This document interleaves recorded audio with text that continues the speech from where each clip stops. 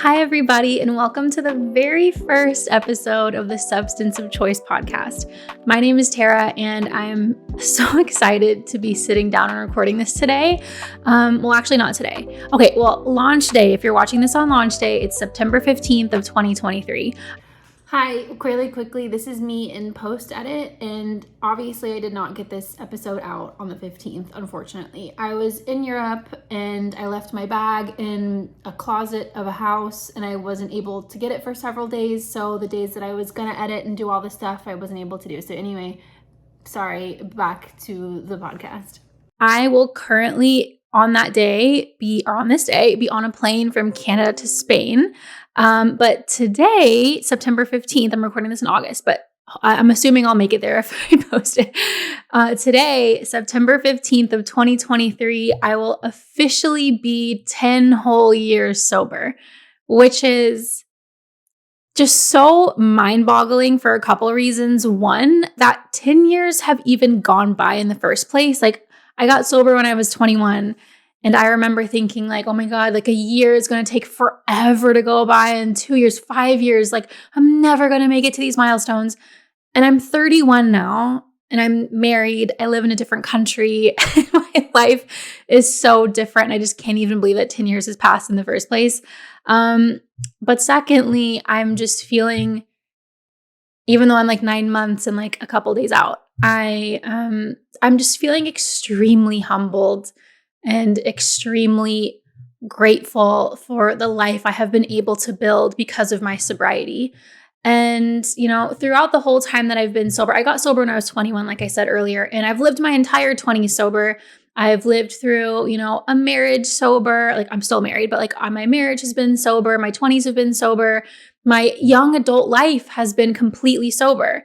And the question that I get asked most often by people who are sober curious or thinking about getting sober or who are sober and are struggling, they ask me like, how'd you do it? Like, how did you do that? What do you do? Like, how do you do that? How are you able to build a life from such a young age, from when you're 20 in your young 20s, and then able to like move forward and like build everything? Like, how are you able to do that and be happy? Because I remember so specifically when I first got sober that like I was 21 and I was looking ahead. And, if you live like, let's say an average, like a human lives 100 years. So I was looking at like the next 79 years ahead of me, or like next 80 years. And I was thinking like, I have to be sober this entire time. How is that possible? Like, how am I going to live 80 whole years of my life sober? Like, I can barely put 24 hours together sober. How am I supposed to do that for 80 whole years?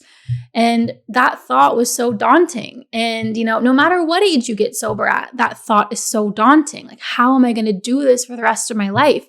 Because, sobriety at first, it feels kind of like a lifelong prison sentence of not having any fun, always missing out, never feeling fully included. And you're like losing things, and I'm not able to do stuff because I'm not drinking. And like, you think you're losing out on so much, and, you'll never get to go to Europe and, drink wine and eat cheese in Paris, and you'll never go to Vegas and be able to party and do all those crazy things. And you just look ahead, like, what are you going to do on your wedding? Like, how are you going to be able to like toast at your wedding? Like, how are you going to be able to enjoy yourself if you're not drinking? Like, how do you live life sober? How do you build a sober life? And that's essentially why I'm here. And it's not that I have some secret formula. I don't have, the magic answer to it all. I've just found a way that, has worked for me for almost a decade now. That's really why I wanted to make this podcast. It's me.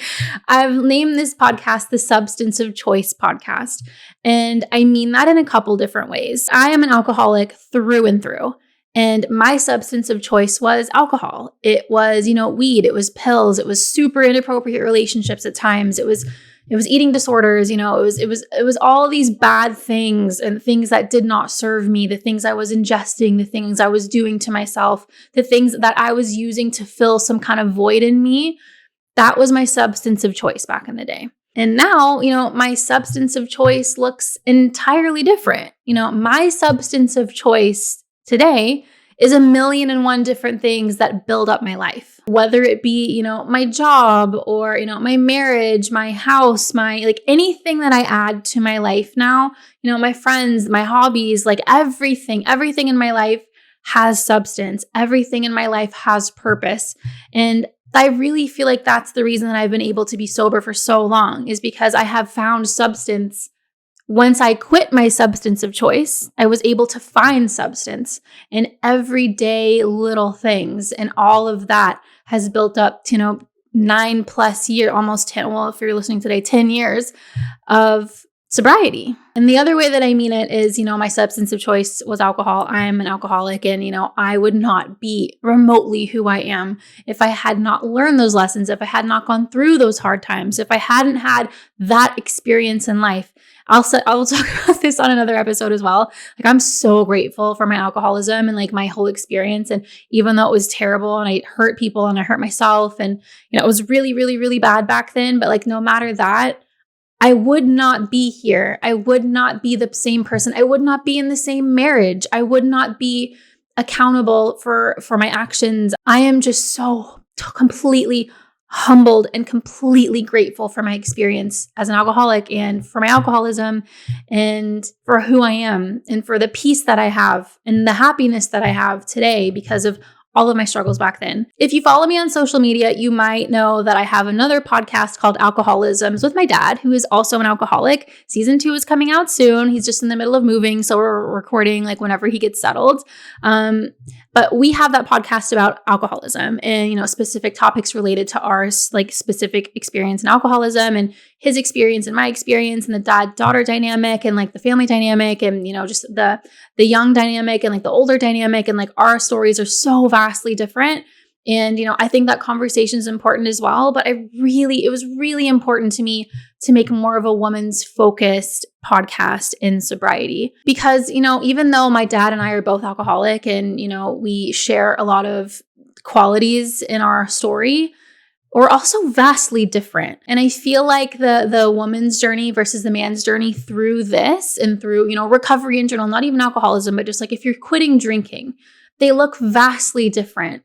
And there are 1,000,001 podcasts out there. There are 1,000,001 stories out there about recovery and being sober. And I really just wanted to be another tool in someone's arsenal of fighting this, because quitting drinking really is a fight. It's a fight with yourself. It's a fight with, your friend group and your family maybe, and, just the culture that we live in today. Like, being sober, when you grow up, being sober like really isn't an option. Like, you just grow up seeing everyone drink, and you assume like that's what you're just going to do. Like, that's what life is just going to look like. You're just going to be a drinker like everyone else because it's so normalized. So when you quit drinking and you realize that the mold of how our culture is today doesn't fit you, it's a struggle, and it's really hard. And I remember feeling so isolated and so terrified. And I just really didn't think I would make it. I really didn't think that I would ever find happiness. I thought that I would always feel like I was missing out. And I just never envisioned a life for myself that could be empowered and powerful and fulfilling in the way that my life is now. And, I truly don't believe that my life would be as empowered as it is today if I had kept drinking, because sobriety is like, I don't mean to be like one of those people who are like, oh my God, like sobriety is magical, but like, it really is. I love my sobriety. It has given me strength and purpose in ways that were just not possible as a drinker. And it has opened my eyes to the world in a way that, I'm so thankful to have. Like, the lenses that I look through at the world now, I would not trade that for a night out on the town, waking up hungover, feeling gross, remorseful, disgusting, and I wouldn't trade it. It's just not worth it. So again, like, I just wanted to be here and share my experience with, drinking and alcoholism and sobriety and recovery. I wanted to just be another voice in the millions of voices that are already out there, because it is so important that you feel empowered in your own journey. And if there's anything that I can say that could make your journey just a tiny bit easier, then I'm here for it. Like, I'm here to say it. I had mentioned in the beginning of the episode that, I was really worried about going to France and going to Vegas and having my wedding completely sober. And I can honestly sit here and tell you that I have experienced each of those events sober. And there was not a single moment that I wish that I could have drank during any of them. I remember specifically we went to France for our honeymoon and we were sitting in this like beautiful little Parisian hole in the wall cafe in the middle of Paris at like 8 p.m. and there's no air conditioning and it's hot and like I have this beautiful steak and he has like steak tartare. I don't remember what he had, but like he was having like a little rosé and back in the day, I would have felt like, oh my God, I'm missing out on this experience. I can't drink the rosé. Like my life is over. But I was sitting there and I just felt so incredibly happy. And I didn't even for a second wish that, the Sprite that I had or whatever soft drink that I had was that rosé. And I really never thought that I was going to get there. And the same for Vegas. Like I went to Vegas completely sober. I had my wedding completely sober. My husband and I I had Topo Chico for the night. And because he loves and supports me so deeply, he drank glass Cokes all night. And that's what we toasted with. We toasted with the Topo Chico and a Coke. And, it didn't make our experience any less of an experience because we weren't drinking. And I didn't feel like, even though everyone else at the wedding was drinking, I didn't feel like I was missing out. I had the time of my life. But all that to say that, I've gone through a decade worth of milestones.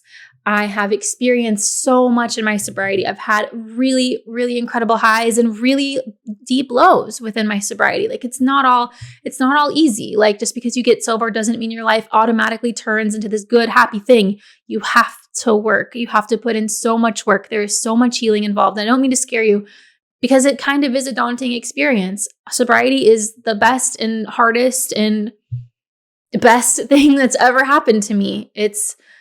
It was not easy, and it was not an easy journey to get here at all.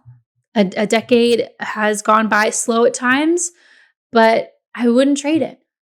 I would not trade what I have now to be able to drink again. There's just no room in my life for that. I can't even imagine that. I really can't even imagine it. So that's why I'm here. That's why I'm creating this podcast, is for everyone who is struggling or is curious or needs reassurance or needs a how-to or needs some kind of inspiration or like whatever you need. I'm here to offer it because in the beginning of my journey 10 years ago, social media sobriety was not a thing. And I had to figure out a lot for myself. And thankfully, there's so much help out there just on social media, just on Instagram, just on TikTok. Like there's so many resources out there. And again, I really just want to be another tool in someone's little toolkit, in someone's little sobriety toolkit. Like that's all I want. So, this is my little intro episode, and I'm so excited for y'all to be here. I'm so excited to be here. I'm so excited to get to know you. You can listen to this podcast on all streaming platforms. And if you want to watch on YouTube, hi, YouTube friends, there's a video that goes along with this as well. So you can find all of that information on my Instagram account, which is at Hello, I am Tara, which is right here on the screen. My TikTok is the exact same.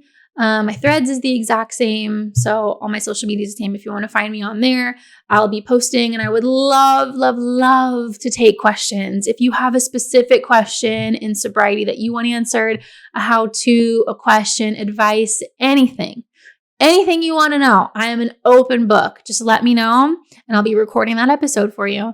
So it was so nice to meet everybody, and I can't wait to record and get more into these episodes. So I will see y'all next time.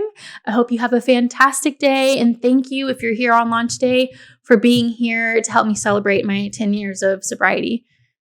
I can't believe it. I can't believe it. And a lot of it is due to, people that I've met online. And just how normalized sobriety is now. So it's not even me, like it's thanks to the men and women who have walked before me, who have been inspiration to me this whole time. So thank you for being sober out there watching, like specifically you, because it genuinely helps. It helps me, it helps everyone around you, and you might not have any idea, but your sobriety is doing something in someone else's life. So all we can do is share our stories and hope it helps. So I will see you on the next one. Bye.